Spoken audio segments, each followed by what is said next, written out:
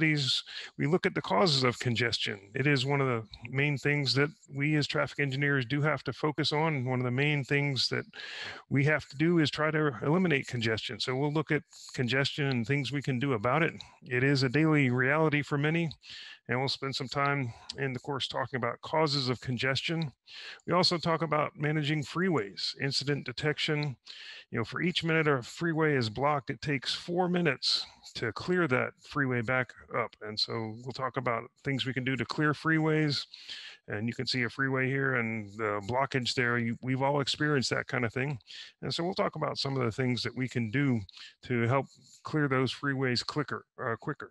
Also, we'll talk about ramp metering. That's one of the tools we can use to control the volume allowed onto the freeway, helps keep the freeways moving much more smoothly. That's used in a lot of states.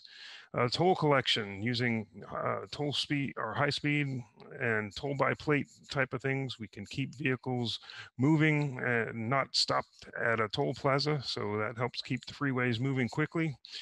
Also talk about managed lanes. We'll look at HOV lanes, HOT lanes, and congestion pricing. As we see on a lot of the busy freeways in our urban areas, we'll talk about those things and how they impact the flow of traffic in our cities.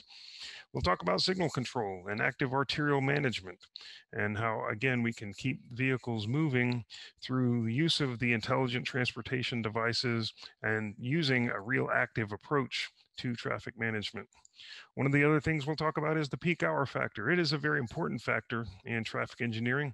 It is something that is really certainly needed if you're doing highway capacity analysis. It's really, you're looking at the peak 15-minute flow rate, but if you're doing any type of highway capacity analysis, it's an important factor that many people often overlook.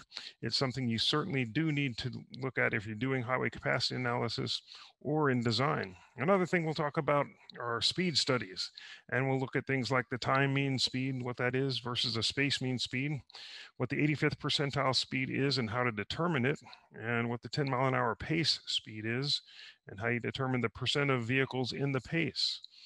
We'll also talk a lot about the manual and uniform traffic control devices, the MUTCD, and things like signs that you see or traffic signals. And when we talk about traffic signals, we'll also talk about some of the terminology used, the lingo, if you will, of traffic signals, the cycle, what's the cycle length, what's a phase, what's an interval. We'll talk some about the controller cabinet and the things that you might find in the controller cabinet.